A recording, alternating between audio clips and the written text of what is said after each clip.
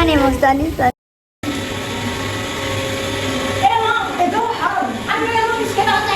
هيطلع ازاي بغير هو انا صوتي بيتحول ولا ايه في التصوير؟ على فكره انا صوتي كيوت خالص، بس مش يا ماما هطلع ازاي دي، معرفش جت التركيبه ازاي دي في الاخر يعني. اللهم صل وسلم وزيد وبارك على حبيب وحبيبكم حبيبي يا رسول الله. اللهم صلنا فوق الارض وتحت الارض ويرمى العرض عليك يا كريم. اللي اول مره يشوفني بقى انا دودو ودي قناتي. لو انت اول مره تشوفيني ما تنسيش بقى تخشي كده تاخدي جوله، هتشرفيني طبعا. تاخدي جوله كده في القناه، ولو عجبتك ما تنسيش تشتركي، ولو ما عجبتكيش اشتركي يمكن تيجي في يوم كده وتعجبك ومش هتندمي. صدقيني ان شاء الله هتعجبك حاجات كتير، لان يومنا كله عباره عن تشجيع وروتينات وتحفيزات ورغاوي وصابون ومقشات وكل حاجه هتلاقيها معانا. لو انت حرانه وكسلانه طبعا بعد ما تشوفي الروتين ده هتقومي تخلصي كل اللي وراكي. انا ما بعملش حاجه جديده، كل اللي بعمله بشارك معاكم يومي لتشجيعكم وتشجيعي بس مش اكتر. نصلي على الحبيب ونشوف بقى عملنا ايه النهارده. اللي عملته النهارده انا كنت محتاجاه جدا، محتاجه شويه شمس، شويه هوا، شويه ميه، شويه صابون، شويه رغاوي، شويه طاقه ايجابيه. من حين لحين كده ساعات من ساعه لساعه بنحب يبقى عندنا طاقه ايجابيه. طيب هنجيب منين بقى الطاقه الايجابيه؟ الطاقه الايجابيه انت اللي هتعمليها يا قمر. طبعا انت هتشوفي الروتين دون هيبقى يوم الجمعه. كل اللي عليكي هنمسح بميه وملح خشن، شويه ملح كده خشنين تحطيهم في الميه وتروحي مسحه البيت كله، السلم بالخرطوم، وتروحي تعملي ميه بملح. لازم تدوبيها بس، يعني لازم تدوبيها في الجردل كويس وتمسحي بيها بقى السلم وتمسحي بيها الحيطان وترشيها كده في الجوانب بتاعه البيت. وعود بكور تشغليه وتشغلي الرؤيه الشرعيه كده في البيت، او تشغلي سوره البقره او اي سوره انت بتحبي تسمعيها بعد اذان المغرب. يبقى صباح عليكي الجمعه، يوم كله بركه، يوم كله خير، يوم كله سعاده، يوم كله راحه بال. يوم الجمعه يوم كله فعلا رضا، يعني في كده هدوء وحاجات حلوه جدا، بس انت بتضيفيله شويه لمسات ان انت بتبتدي يوم الجمعه بحاجات فعلا انت تبقي مجهزه البيت من بالليل ان انت تعملي فيه طاقه ايجابيه بشويه الحاجات اللي انت هتعمليهم. الملح الخشن حلو جدا، البيت تمسحيه بسميك وبتدول والكلام ده كله حلو برده. واهم حاجه ان انت تمسحي جوانب البيت كله، ورا اي حاجه تنفعي تشديها وتمسحي وراها بالملح الخشن. شديها ومسحي ورجعيها تاني. انتري بقى ترابيزه، اي حاجه انت، تلاجه، سفره، اي حاجه امسحي بالملح الخشن الجوانب بتاعه البيت كلها. قدام باب شقتك برضو لو انت ساكنه ومش قاعده في بيتك ومش هتمسحي السلم قدام باب شقتك. كل ده طبعا يوم الخميس بيفرق جدا وبيفرق في نفسيتك. انت حتى لو متضايقه بتبتدي تبقي مبسوطه بعد ما تشوفي المنظر الرغاوي ده وانت تمسحي البيت، بتبقي حاسه ان انت نفسيتك مرتاحه حتى لو انت مش مبسوطه. بيجي عليكي يوم الجمعه بقى وتشغلي عود بخور ساعه الصلاه وكده، وانت عامله كل الحاجات دي خليها كده مرتين في الاسبوع مثلا، يعني مره في نص الاسبوع مثلا يوم الاثنين. طريقه الملح الخشن دي مش شرط تعمليها كل مره، ويوم الخميس عشان بيبقى صباح عليك الجمعه. ان شاء الله جمعه مباركه سعيده عليكم، اللهم امين. طبعا الطاقه الايجابيه مش ان انت بس تمسحي، يعني تمسحي وتغسلي وتكنسي وتعقمي البيت وتعملي بملح خشن وكده، كلنا بنعمل كده، بس ده بيبقى سبب في يومنا ان الدنيا تبقى رايقه معانا. يعني لو عندنا 100 مشكله مضايقانا هيبقوا 99 بس. طب ايه الحاجات بقى اللي ممكن تظبط المود كمان اكتر من كده وتخلي عندنا تفاؤل وتخلي عندنا امل وتخلي عندنا طاقه ايجابيه؟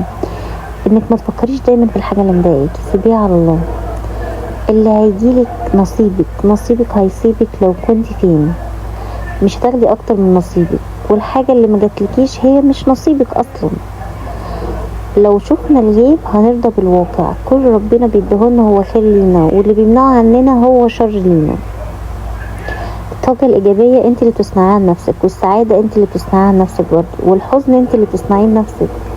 اذا كنت انت او انت حاولوا على قد ما تقدروا تسيبوا الدنيا ماشيه زي ما هي ماشيه، يعني غيروا، اشتغلي على نفسك، غيري من نفسك، حبي نفسك، غيري من اللي حواليكي، ان انت ازاي تخلي كل اللي حواليكي عندهم طاقه ايجابيه. لو في حد متضايق غيري من الحزن اللي جواه، غيري ان انت ازاي تسعدي نفسك قبل الكل عشان تعرفي تسعدي اللي حواليكي. كل حاجه حلوه حاولي تعمليها مع اللي حواليكي ومع نفسك، بس ما تشيليش نفسك فوق طاقتها وما تشيلش نفسك فوق طاقتها، لان ربنا قال لا يكلف الله نفسا الا وسعها. فربنا ما كلفكيش اكتر من طاقتك، ما تكلفيش انت بقى نفسك اكتر من طاقتك، لان لو صحتك راحت والله حد هينفعك. نافع العباد ربنا، صحتك ثم صحتك ثم صحتك لاي حد راجل او ست. الصحه دي مفيش بعدها شيء. احنا عندنا في جسمنا كل حاجه غاليه جدا. لا بصي، لو رحت قست الضغط دلوقتي وحبيتي تجيبي لا قدر الله علاج للضغط او اي علاج لاي حاجه بمبلغ دلوقتي، فانت هتصرفي ماديا وهتتعبي نفسك نفسيا وهتعيشي كمان مش مرتاحه ومش تاخدي اللي برضه ربنا كاتبهولك. فما تتعبيش نفسك، سيبيها على الله. لن يصيبنا الا ما كتب الله لنا، واي حاجه ربنا بيديها لنا فهي خير لينا. والله العظيم يعني عايزه اقول لكم ان ممكن انا ذات نفسي بقول الكلام ده ليا على طول.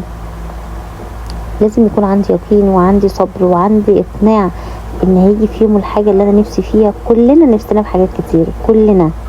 اللي نفسه في شغل، واللي نفسه في ذريه، واللي نفسه ربنا يفتحها عليه، واللي نفسها تتجوز، واللي نفسه يتجوز زوج صالح، زوج صالح، واللي نفسه يجيب مجموع في الثانويه العامه، واللي نفسه ينجح في الابتدائيه، واللي نفسها تغير عفش البيت، واللي نفسها تجيب شقه، واللي نفسها تأجر شقه.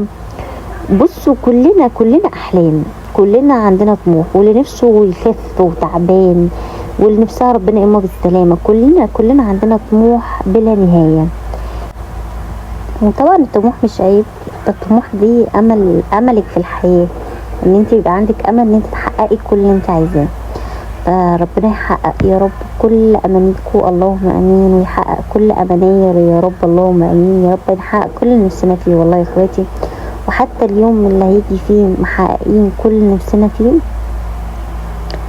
برضو مش هنبقى متهيألي 24 قيراط بتوعنا يعني مبسوطين اللي هم هيبقوا كاملين، لان ال 24 قيراط بتوعنا مختلفين.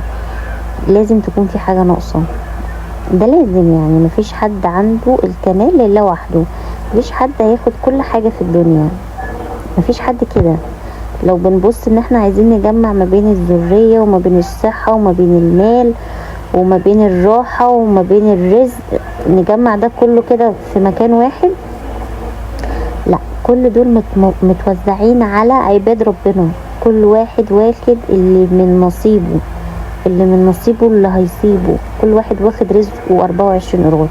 في اللي الرزق بتاعه جاي ربنا رزقه بزيادة في الرزق، وفي اللي ربنا رزقه بزيادة في الأولاد، وفي اللي ربنا رزقه بزيادة في الصحة.